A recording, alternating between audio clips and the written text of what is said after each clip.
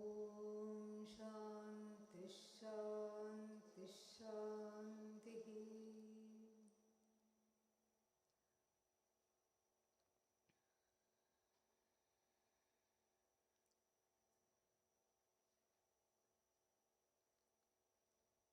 Where we left off this morning, just to bring us to par, to summarize a little bit, talking about the pursuits in life and how the pursuits keep one occupied completely, spinning, spinning, spinning, because no matter how much one pursues Artha Kama, we saw what that was, Artha, security, Kama, various kinds of pleasures that are designed supposedly to make one happy. The more one pursues this, the more one is against a wall, because whatever I pursue is finite and what I am seeking is what? Infinite. If the infinite is a matter of pursuit, then it becomes very easy. I can become a seeker of the infinite. But if this is not understood, then I become an infinite seeker. This is the problem. You see, there's a big difference between being an infinite seeker, meaning the quest is never coming to an end, or being the seeker of the infinite. This is where one has to rebrand oneself. So we talked about that. We also talked about Dvau hi padarthau atma anatmano. There are only two kinds of things, entities in the world. The one I refer to by the word I, aham, and the rest is what? Not I. Not I. Not I and I. So, and it's a very funny and a very arbitrary distinction. What is this? I. What is in between here? Not I. Very strange. Again, this is I, not I, not I. Very strange. Extremely strange. No wonder it is confusing. So therefore, we can say from this that there are two kinds of cognitions. The first cognition is called aham pratyaya vishaya, aham pratyaya gochara, I cognition. And then the rest of it is what? This cognition. Everything that I refer to by the preposition this, idam pratyaya gochara. This mic, this computer, this table, this lamp, this or that. Sometimes if things are far away, I can say that fan over there, that light, that house, that tree. So this and that. If anybody asks you, what did you study in the satsang? You can say this and that. Okay? Yeah. So, that's what it is. So there is objects of this cognition. This, that, and this one and the same in this respect. Idam pratyaya, this cognition, objects of this cognition. And then there is the subject, because I am not an object, the subject of I cognition, aham pratyaya. And the two really cannot be mixed up even if you try. You cannot mix it up. I don't say, I am this mic. Can I say that? No. unless something is wrong here. Yeah, if I start saying that, you'll say she was okay in the morning, God knows what happened now. So, I won't say I am this mic, I won't say I am this chair. This cognition is completely separate from I cognition. Totally. In my mind, I don't say, I am my house. Nobody says that. Nobody says, I am the cat, I am my dog, I am my cat. I am everything that I own. No. The I cognition is separate, reserved for I alone, and this cognition refers to all the things in Ishvara Srishti, in Bhagavan's creation, in God's creation. This cognition, this. Even though this cognition and the I cognition are really separate, by some kind of a strange mechanism, due to self-ignorance, they often get mixed up. This cognition and I cognition do get mixed up. Because this cognition, the I cognition is only one of a kind. You see that there is really no possibility for mix-up. How many eyes are there? Not eyes, okay? I. Only one eye. That's all. Only one eye. And how many objects of this cognition exist? So many objects. One subject. And everything in the universe becomes, which is part of this cognition, becomes evident to me. Microphone evident to me, computer evident to me, speaker evident to me, other bodies in the room evident to me, light, fan evident to me. Very important question. Who am I evident to? Huh? We can ask a simple question to get this answer. Are you here? You are scaring me. Are you here? Yes. So you didn't have to ask anybody. I hope not. Am I here? You don't have to ask. It is what we call Swatas Siddha Vastu, self-evident I. Self-evident entity, self-luminous entity, self-effulgent entity, many words are used, meaning everything becomes evident to me. And who do I become evident to? Myself alone. I know I am, I know this is, whatever the adjective qualifying the word this is. Everything becomes evident to me. So therefore, the I cognition and the this cognition, there is a very big difference. We can see this very, very clearly. The this cognition, everything that is referred to by the word this is an object. I is the cognizer, the subject. You see the difference? I am the cognizer and everything else is cognized. The mic is not able to say, I am Mike. I am Mike. It's not able to say. Thank God. Otherwise it will say, I also have some thoughts on Yoga Sutras. I also want to say a few things. Why should I listen to you? It may say that. Certain things do not have opinions. Certain things do not have a subtle body. Sukshma Sharira is not there. And therefore they are unable to express the Satchidanandatvam which is there, all pervasive in the universe. But I alone have to cognize this, the objects of this cognition. I name them, I give life to them, so to speak. They become evident to me. But I don't become evident to any other power in the universe.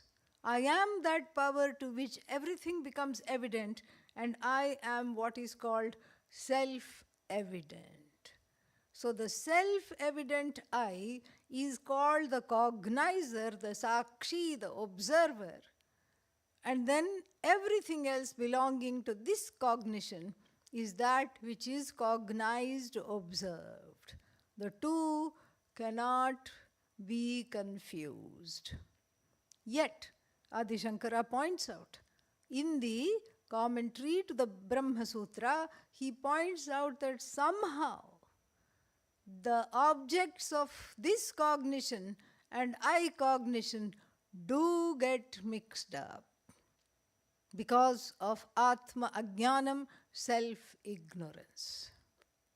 Even though I cognition and this cognition are so different, tamaf prakashavat viruddha svabhavayoho, they have oppositional, opposite qualities, opposite dharmas.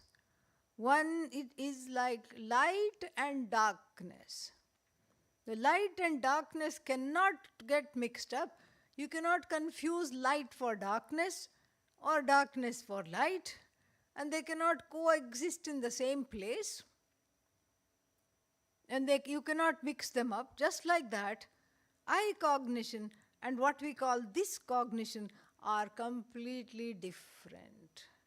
Yet, the mix-up takes place in very innocuous ways, but the mix-up does take place. I go for a walk and I see somebody walking their dog. Nice dog, I say. And the person says, thank you, thank you. Dog doesn't say thank you. Who says thank you? Person says thank you. Sometimes I won't say nice dog, sometimes I'll say nice t-shirt. And what does the t-shirt say? Nothing.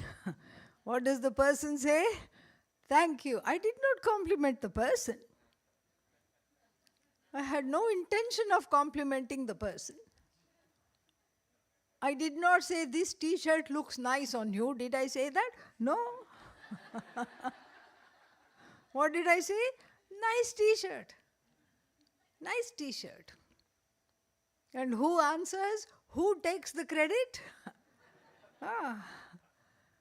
The person takes the credit. You see this, what is the t-shirt? Object of this cognition. What is the dog? Object of this cognition from the standpoint of the body, mind, sense complex of the dog. But then, who is the one who owns this up as not just mine, but I t-shirt, I dog. First it is my house, after a while what happens? I house. This is the problem.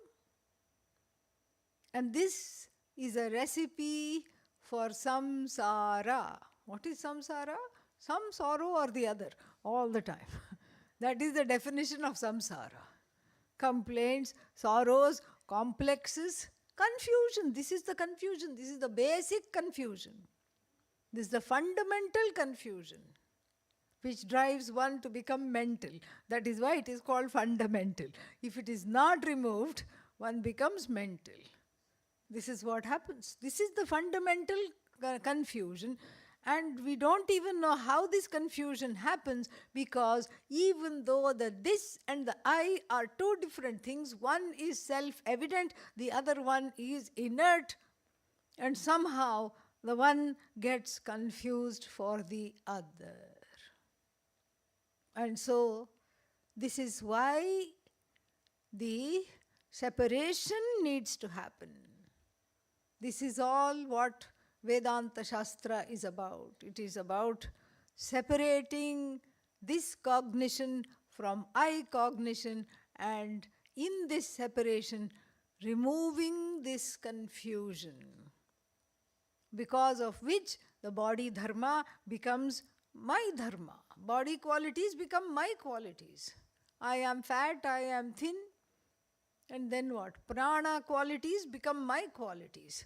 I am restless, I am hyperventilating, and then what? The qualities of the mind also become my qualities. Mind is an object of this cognition. But the mind becomes I am sad. Same thing, like this, one keeps getting caught in this confusion.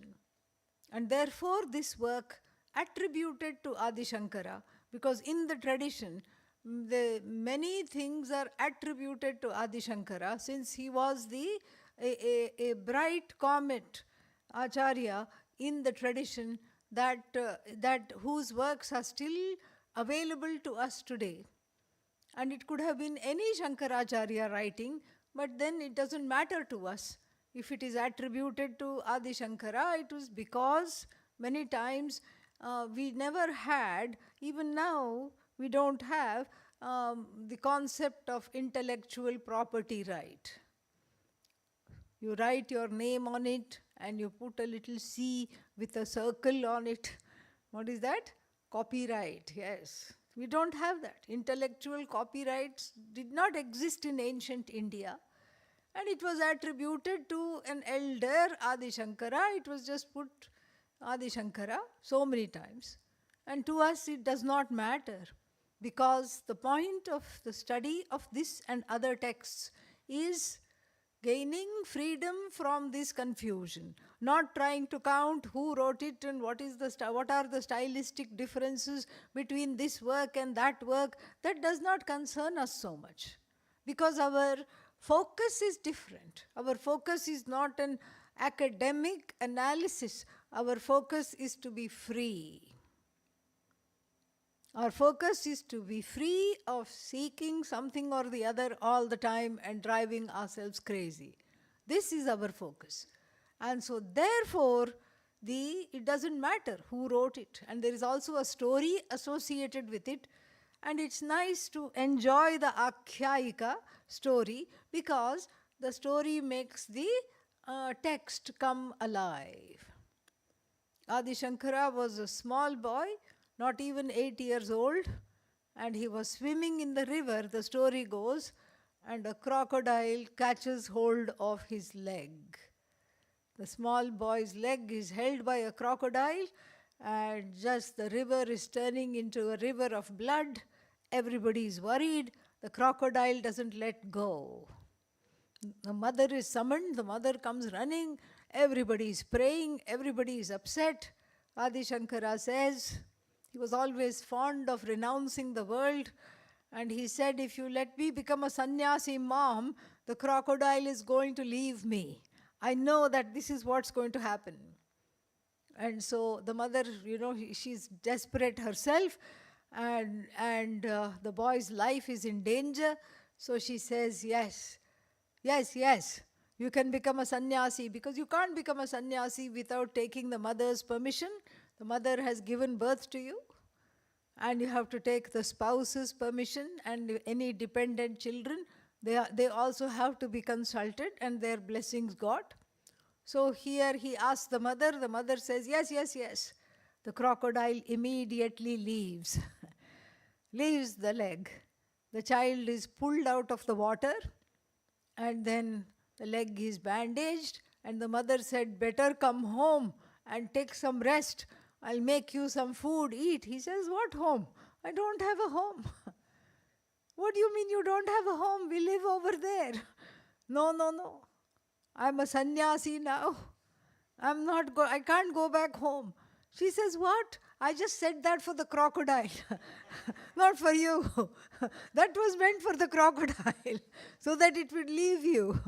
She says, no. Once the word is given from the mouth, I have to stand true to that. And you gave your word, so I have to leave. The mother is very distraught, but he makes her a promise. He says, whenever you think of me, when you need me, I'll come back. I'll come back in your last days. He promises her that. And then this little boy from Kerala goes to cross 4 or 5 states in India, up to Madhya Pradesh, maybe Jharkhand now, we don't know, where he finds his guru in an ashram. Swami Govindapada is the name of the Guru. And he approaches him. In those days, it's all open air. The Swami is sitting there giving some discourse. He waits respectfully till the talk is over and goes and falls at the feet and prays to be accepted as a disciple. And then apparently, this is how the story goes, that the Swami asks him, "Who are you, O child?" And he introduces himself in this manner. This is through this particular text, which was composed extempore. And let us then, with this introduction, look at this text and see how it will help us to redefine this confusion between the I cognition and the discognition, which is the cause of all sorrow. Mano buddhyahankara chittani naham na cha shrotra jihve na cha ghrana netre na cha vyoma bhumir na tejo na vayuhu Chidananda Rupa Shivoham Shivoham.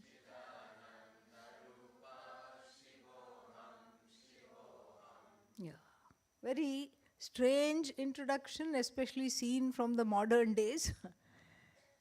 Like I said in the morning, if somebody asks you to introduce yourself, you don't begin by saying, "I am not this room. I am not the tree.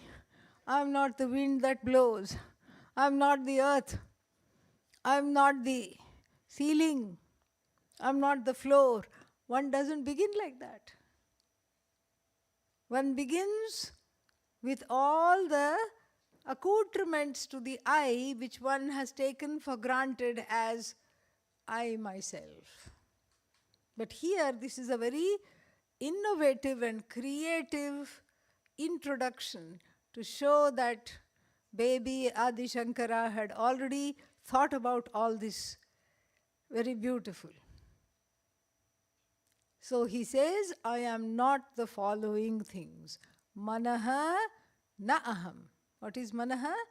Mind. Buddhihi na aham.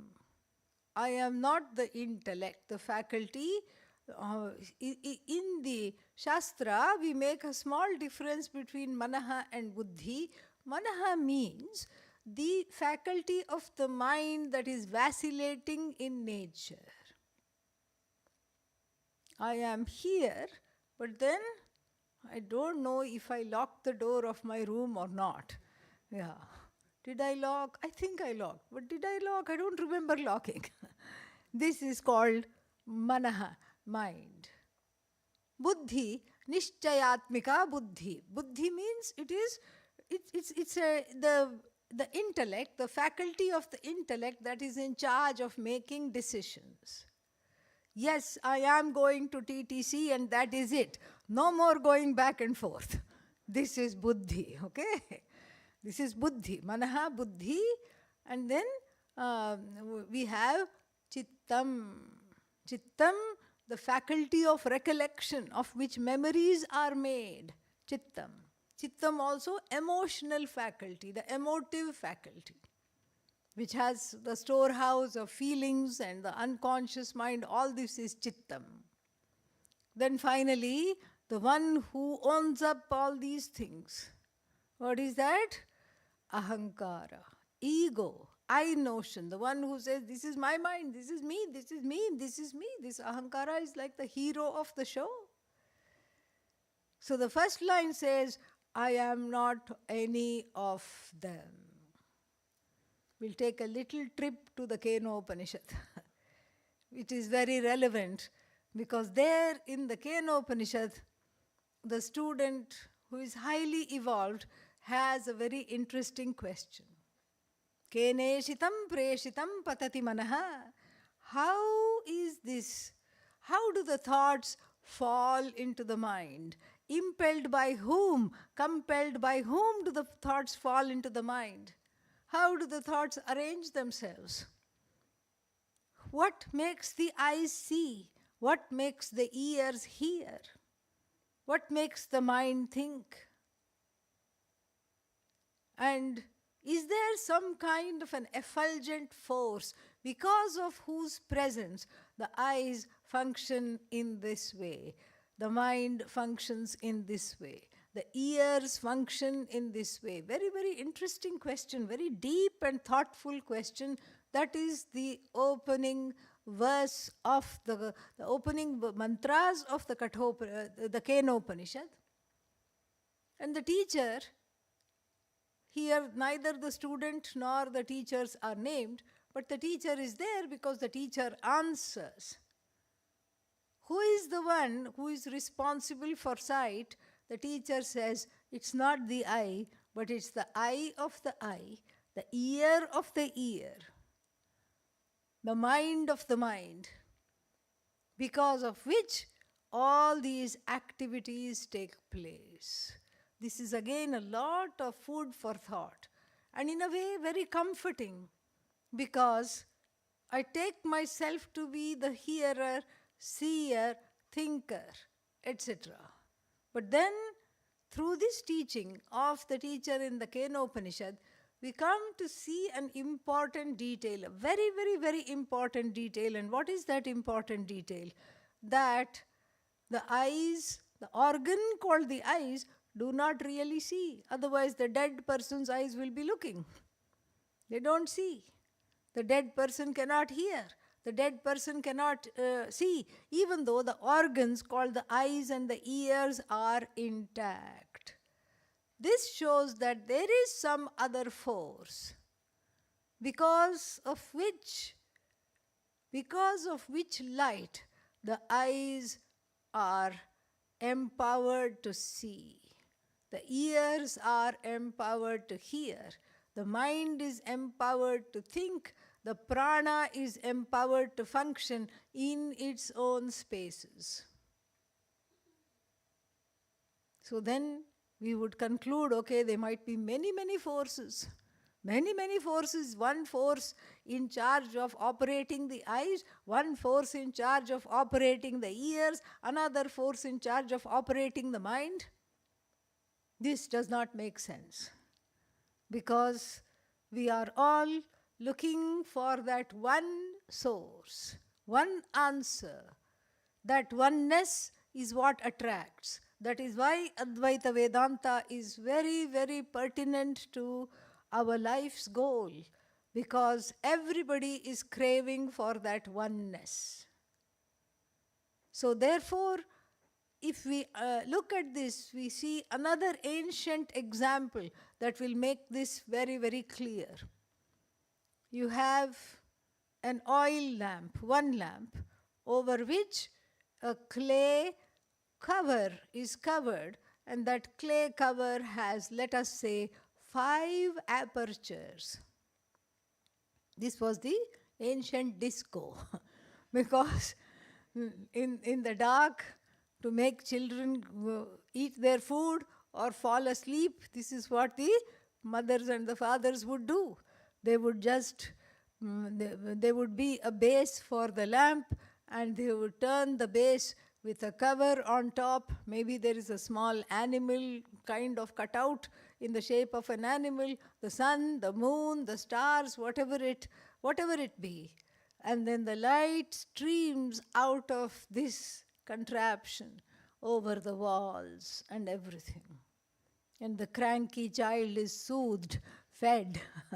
Look, here is a moon. Do you see that? Oh, and it's going round and round. Some food goes in without even the child knowing. In the same way, the child is put to sleep. The child thinks there are many, many lights, objects made of light. There is a dog, there is a cat, there is a sun, there is a moon, there is a star, there are 5 things. But we know better. How many lights are there? 1. Only 1. Yes, that's all it is. And this is exactly what the Dakshinamurti Stotram teaches us. Nana chidra ghatodara sthita mahadeepa prabha bhaswaram jnanam yasyatu karanadvara bahispandate. 1 lamp with many holes, a cover with many holes, and the light escapes through the apertures in that particular form. And instead of the cat, the cow, the star, the sun and the moon, you think of eyes, ears. That light of awareness, that light of consciousness, the light of Atma, we can say, that lights up all the organs. The same light, just like in the example, 1 light lights up all the shapes and sizes. The same light lights up all the organs of perception. And you just have sight taking place with the help of that same light of consciousness, that light of knowledge, we can say, that light of awareness, that same light, a conscious, self-aware entity, that light which blesses the eyes, so to speak, to see, which blesses the ear to hear, which blesses the mind to have thoughts and to perceive, which blesses the buddhi to think properly, the same light. Just like in this child's toy example, the same light alone. But this is the light that we take for granted because it is not an object. Even though we call it light and we say it lights up, it's neither a light nor does it do anything. It is totally actionless consciousness. This actionless consciousness is myself alone, and because of this actionless consciousness, my whole world of the means of perception is lit up. My world is lit up, enabling me to see, hear, to conduct transactions, vyavahara, in this empirical world. So it's as though that this, we call it light because it has a revelatory effect. It's not really a light. Don't look for light. You won't find it. Because it brings things to light, we call it light. Just like the sun brings everything to light. If a bunch of robbers are planning to rob a bank, what does the sun do? It brings things to light. You can't take the sun to jail and say, why did you do this? No, this is what? It brings things to light. Whatever people are doing, it brings things to light. In the same way, what is this light of lights? Jyotisham api tad jyotihi. It is consciousness, Atma. And what is the meaning of the word Atma? I. This I. This self-revealing I. Self-conscious, self-revealing I alone is the light of all lights that blesses the mind to think, that blesses the eyes to see, that blesses the ear to hear, in whose presence everything comes to light. Satta spurti pradhanena, by lending its existence to everything and lending its sentiency, the whole world becomes existent and sentient, Sat-Chit. And it's an unending sentiency. Therefore, it is Ananta. We call that Ananda because anything that is forever, we saw in the morning, makes me happy. Makes me very, very happy. And happy means what? Ananda. But it is endless. Ananta. Satchidananda or Satyam Jnanam Anantam, same thing. And then what do I understand? as a result of the activities of the sense organs blessed by the Atma, everything comes to light, and then I say, Janami, I know, I know, I know.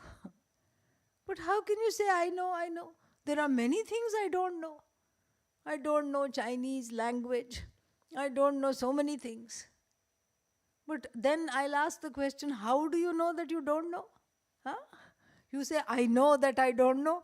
This is the level of I know that we are talking about. It's an ontological I know. I absolutely know. And so, this way, if this is how the perception takes place, I see because of this light of consciousness, I hear because of this light of consciousness, which is myself alone. That is the truth of this I, which is invisible. We can't even say invisible. It is not an object of the sense organs. It's not an object of perception. It's not an object of inference. It is not an object at all. It is that subject because of whose presence inference can take place, perception can take place, itself cannot be perceived. Drigeva natudrishyate.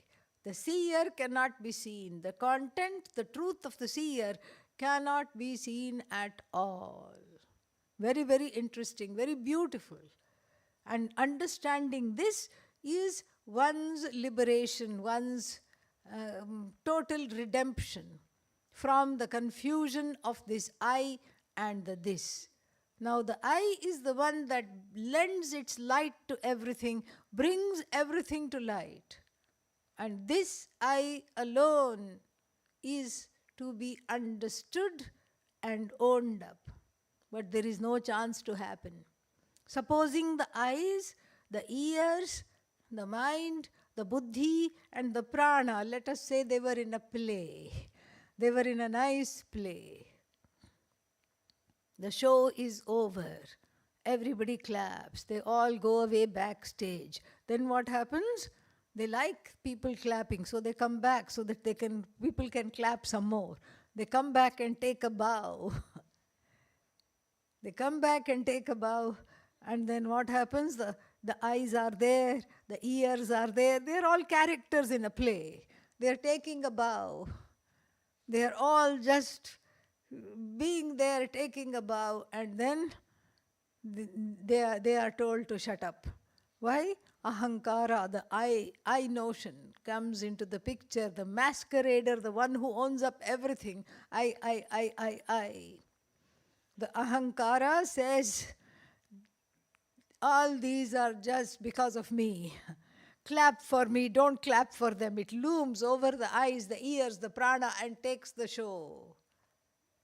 There is you feel there is something else behind the Ahankara. It can't just be this. You crane your eyes to see. What is there behind the Ahankara? Atma. This light of all lights. Invisible, that which lights up everything. But then the Ahankara will not let it take any credit, so to speak. This is just a story, okay? This is just to imagine. And the Atma is hidden.